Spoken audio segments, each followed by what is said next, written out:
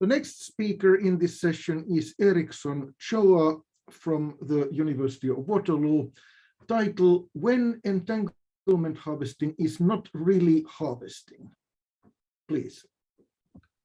Okay, thank you, Jorma, for the introduction, and thank you all the organizers for this very great conference to be organized.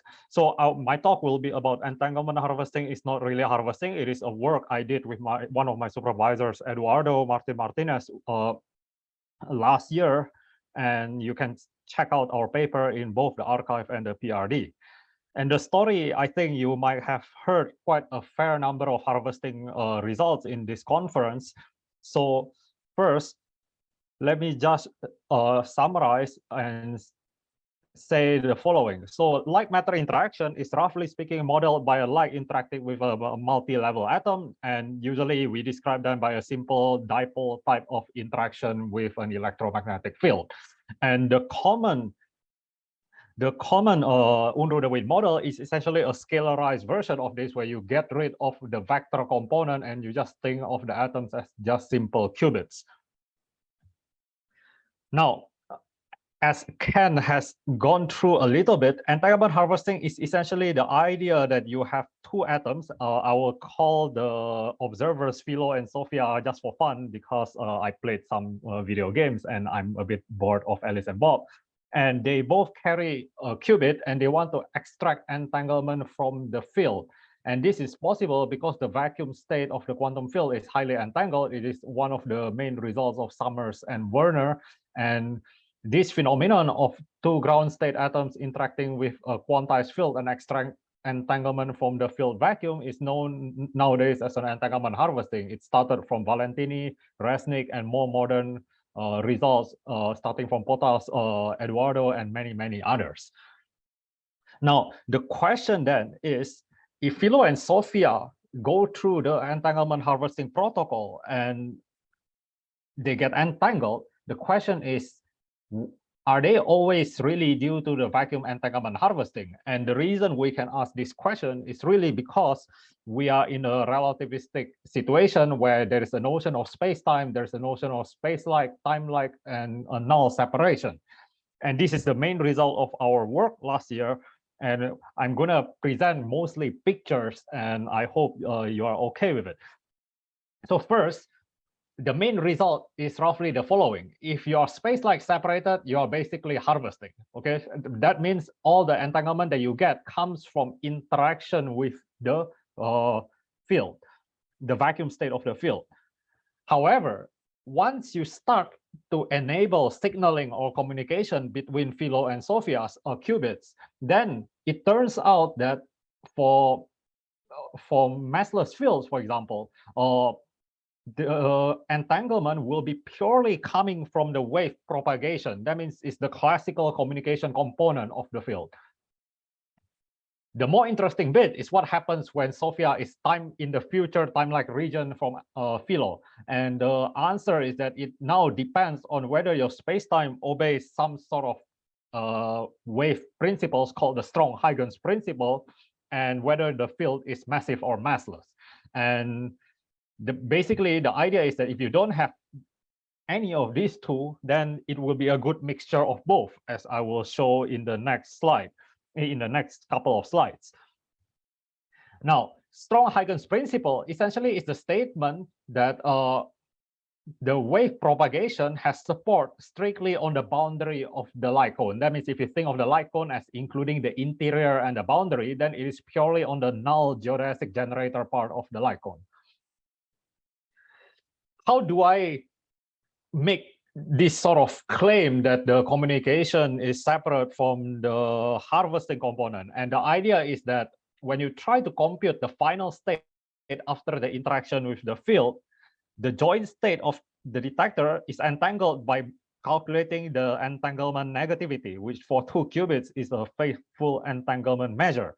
Now, the formula, if you would check the density matrix, it will contain 2 components. One of them is basically the entangling term, which depends on the non-local correlations. And the other one is the local noise that depends basically on just the excitation probability of each detector.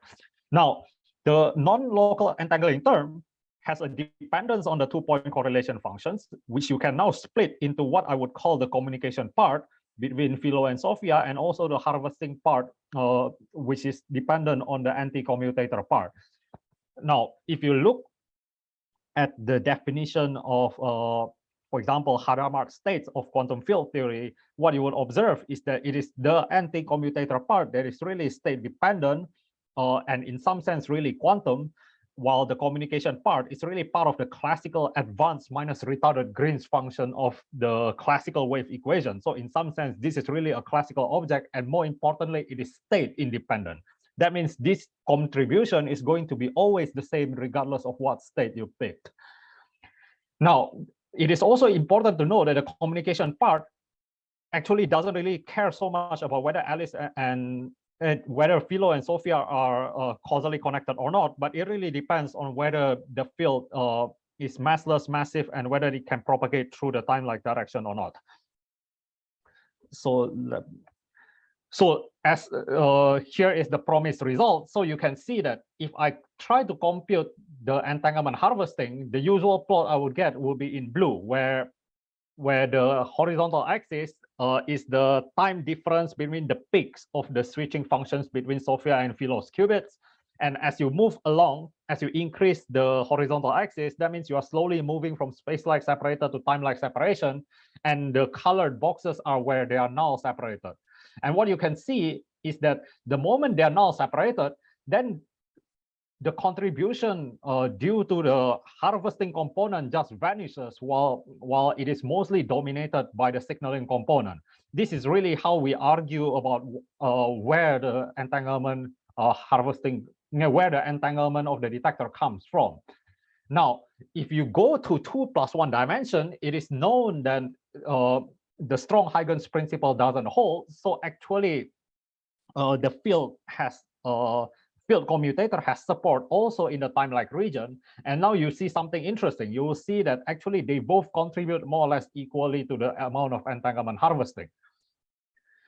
When your field also violates the strong Huygens in the sense that you use massive scalar fields, then you also have equal contribution in a much more oscillatory manner. And this number of oscillations scales with the size of the mass. So in the limit of 0 mass, then the oscillation sort of vanishes and you will see the previous results.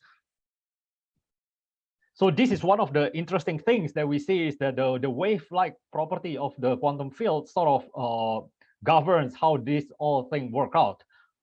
And this is important because what this is really telling us is that if the qubits can signal to one another through the field, then essentially they will try to get entangled mostly through it and just basically ignore the state-dependent part of the quantum field. So in a way, if you are really strict, entanglement harvesting protocol should really be about space-like separation. Otherwise, depending on whether you have massless fields and strong Huygens property, you will have a mixture of them contributing to an entanglement between the two detectors.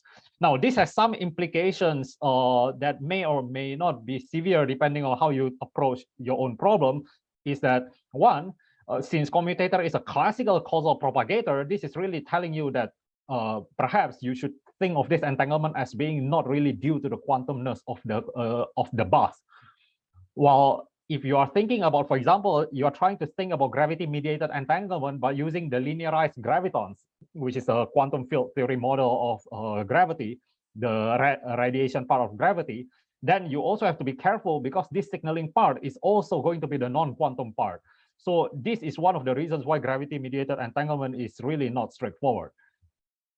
And I should mention that this generalization is conceptually straightforward even to curved spacetime and arbitrary dimensions. We did it for arbitrary flat spacetimes, but for curved spacetime, it might be hard to execute. And I will invite you to listen to the next talk on how they can arrive at these results.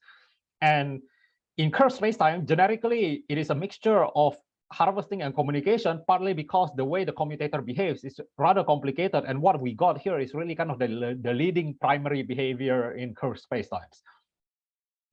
So I will propose, at least at this point, 2 open questions that I thought might be interesting. One is, what happens if you consider non-relativistic regime? And the reason why I'm asking this is because in non-relativistic regime, we don't really have a genuine light cone in the sense of relativity.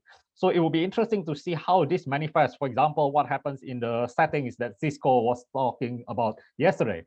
And another thing that's somewhat curious to me, but I never really got a handle on how to do it, is what happens if you have an effective field theory, such as quantum electrodynamics in curved spacetimes, where in essence, what happens is that the self-interaction sort of induces an effective refractive index, and this might affect how you think about light cone and light speed of light propagation. And with that, I will conclude with the standard territorial acknowledgement, where this work is conducted on traditional territory of neutral Anishinaabe and Haudenosaunee peoples, and the University of Waterloo Parameter Institute and Institute for Quantum Computing are situated on the Haldiman Tract, land that was promised to the Six Nations, which includes 6 miles on each side of the Grand River. Thank you very much. Thank you very much. We have time for up to one question, if there is one. I see a hand from Chris Fuster. Hi, Yes. Erickson. Thank you very much for the talk. I'm very puzzled by your description of the commutator term as classical, because of course, if you look at the axioms for the field, the commutator is precisely where you should have an H bar. So in some ways, it is what distinguishes a classical field from a quantum field from a classical field is the presence of this commutator term. So could you I see. comment on that? Yeah, so I think I was a little bit sloppy on that sentence. The way I think about it is that what I'm thinking, to be more precise, what happens is that the commutator appears in terms of expectation values of the commutator between these 2 points.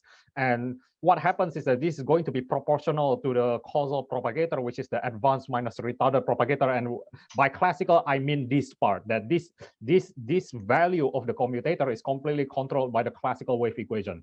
It's true that the commutator itself, by definition, has an IH bar in it. So that's true that it is part of the definition of a quantum theory. Okay, thank you. Thank you very much again. Yeah.